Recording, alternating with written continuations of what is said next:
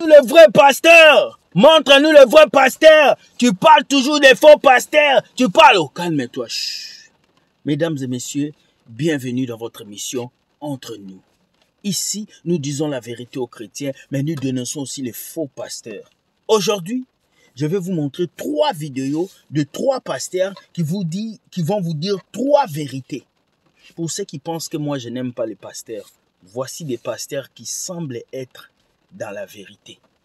Mais pour commencer, je vous dis générique.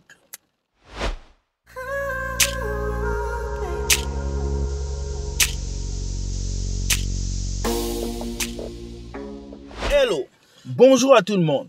Ce matin, en revenant du travail, je me suis dit c'est important pour moi de pouvoir venir faire cette vidéo pour ces vidéos que j'ai regardées qui m'ont touché. Et vous savez, quand une vidéo me touche, je suis toujours dans cet avis de venir vous faire comprendre ça. La première vidéo, c'est un pasteur qui nous dit qu'à l'église, il n'y a plus de sainteté. Oui, que ce soit les chantres, que ce soit le pasteur, c'est difficile de rencontrer quelqu'un qui vit dans la sainteté. Parce que l'argent a pris les cœurs des gens, la richesse a pris les cœurs des gens. Alors, on va écouter ce que ce pasteur va dire et on revient. Écoutez. Notre génération a un problème. On a beaucoup de prédicateurs, mais on a des gens saints rares. Aujourd'hui, tu as difficile de découvrir un musicien chrétien d'un musicien païen. Qui a cette confusion-là? Sur Internet, c'est tous nos musiciens qui chantent en anglais ici. Tu ne sauras pas qui est chrétien, qui est païen. Tous mettent des dreads, tous mettent des tatouages, tous font les choses de la même manière, tous font les mêmes pas. Alors tu ne sais pas qui est païen, qui est chrétien. Ok, je n'entre pas sur ces détails. Tout ce que je voudrais seulement que chacun retienne, on doit être pour Dieu des instruments saints. Saint, ça veut dire mis à part pour Dieu. Le mot saint veut dire mise à part. Mise à part. Les pas que tu fais à l'église, rassure-toi que les mêmes pas restent à l'église. Sainte Bible. Est-ce que cette Bible fait la fornication? Est-ce que cette Bible prend la bière? Pourquoi on l'appelle sainte?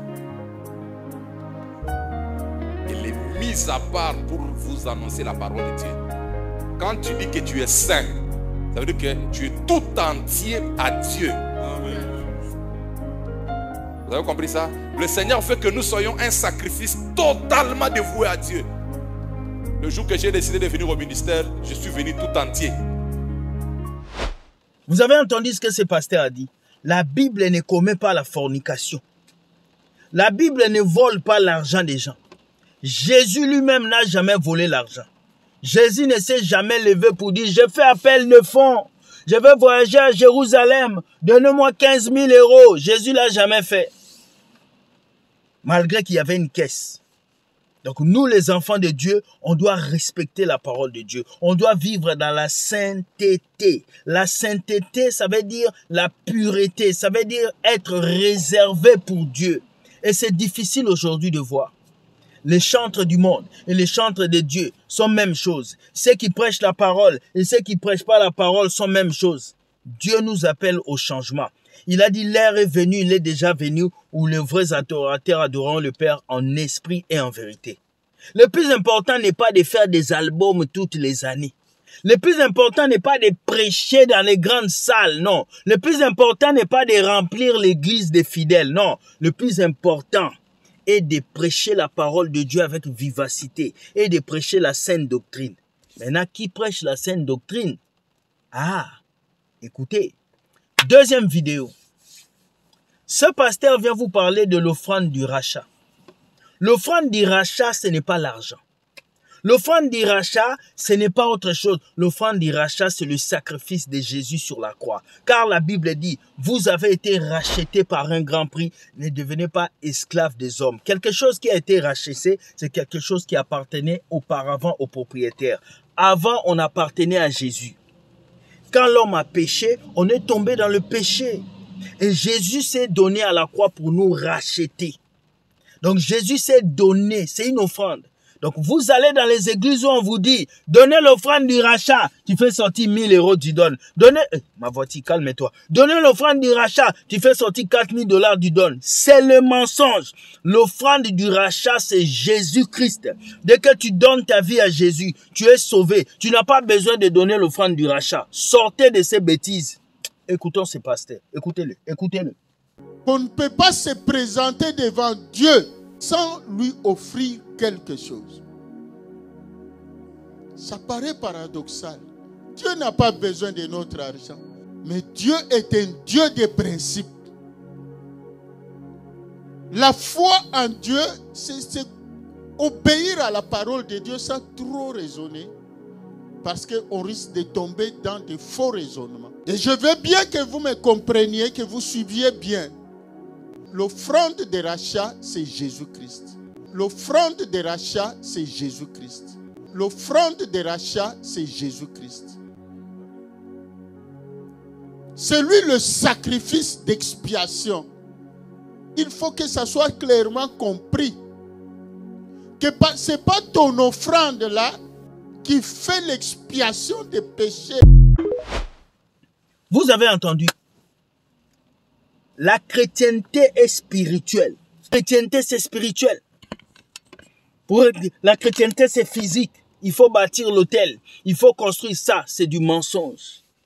C'est du pur mensonge. Tout est spirituel. Dieu n'a pas besoin de votre argent. Dieu n'a pas besoin de vos billets. Dieu a juste besoin de vos cœurs et de vos âmes. Alors réfléchissez. Si vous allez dans les églises où on vous fait payer les offrandes d'Irachat tous les années. Décembre aujourd'hui, offrande d'Irachat. Deuxième année, offrande d'Irachat. Maintenant, ça sert à quoi d'accepter Jésus? Qu'est-ce que Jésus est parti faire sur la croix? Si on doit payer des offrandes du rachat. Bêtise. Libérez-vous de ces mensonges et cherchez Jésus-Christ. Troisième vidéo. Le pasteur là m'a fait du bien. Mais il est mauvais. Vous voyez dans les campagnes comment est-ce que les gens essuient les chaussures des pasteurs. Comment est-ce que les gens touchent la tête des pasteurs. Le pasteur là a refusé qu'on essuie les chaussures des gens. Écoutez ce qu'il va dire. Écoutez, écoutez ce qu'il va dire. Écoutez ça, écoutez. Je vais recevoir l'onction. Et vous aussi qui aimez toujours essuyer nos chaussures, ceux qui cirent nos chaussures, ils ont déjà eu l'onction. Papa, prie pour toi-même. Le prophète a dit hier, prends ta vie au sérieux. Vous avez écouté? Quand vous essuyez leurs chaussures là et que vous avez l'onction. Quand toi, frère Bananos, quand tu portes la Bible du pasteur, est-ce qu'il te laisse l'église?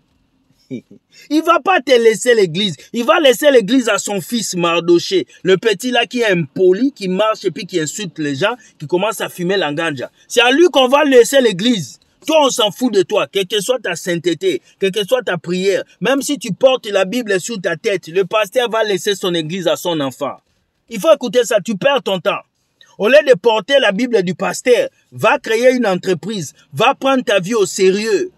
Beaucoup de chrétiens ne prennent pas leur vie au sérieux. Pendant que nous, on se réveille pour aller travailler, il y en a qui vont porter les Bibles des pasteurs. Mais tu as le culot, hein, tu as du temps à perdre. Pendant que nous, on est là, on va bosser, on va travailler, il y a des gens qui vont aller balayer la maison du pasteur. Hein? Pendant que nous, on travaille, on bosse dur, il y a des gens qui vont aller payer l'école des enfants du pasteur. Mais les chrétiens, mais qui vous a ensorcelé? Est-ce que c'est le diable? On a pissé dans vos têtes. Moi, je ne comprends pas. Hein? Le pasteur a refusé la gloire des hommes. N'essuyez pas leurs chaussures. Ils ne veulent plus. Mais vous continuez. Papa, tu es grand. Papa, daddy. Je suis sûr que c'est lui qui a créé cette histoire d'appeler le pasteur daddy. C'était un chrétien. C'était un fidèle de Dieu. C'était un fidèle de Dieu parce que vous accusez beaucoup le pasteur. Mais souvent, le pasteur est victime de vous. Il y a une sœur qui m'avait appelé une fois. Elle me dit, frère William, tu sais, hein, le pasteur, là, il m'a touché, il m'a fait ça, il m'a dragué, il m'a caressé. J'ai dit, quand? Oh, depuis 2020. Ah, ma sœur. Toi, depuis 2020, le pasteur t'a touché. Il t'a caressé. C'est en 2024 que tu le dénonces. Je comprends. C'est parce que maintenant, il donne ça à quelqu'un d'autre. Hein? Ça n'a plus de goût. Tu deviens jalouse. Repentez-vous. Avant de dénoncer les pasteurs, on va commencer à vous dénoncer maintenant, vous les fidèles.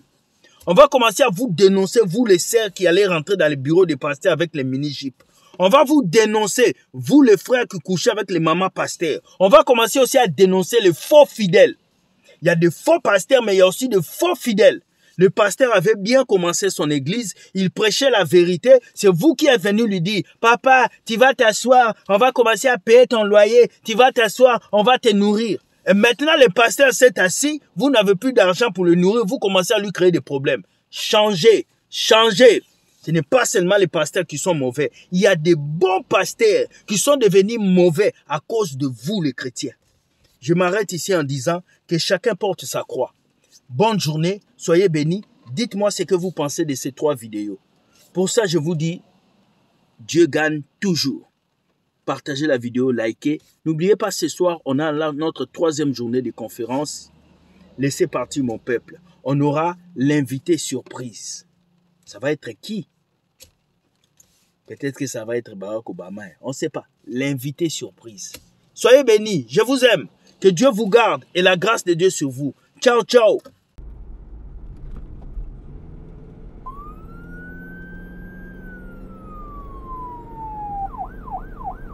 One, two, three, four, action.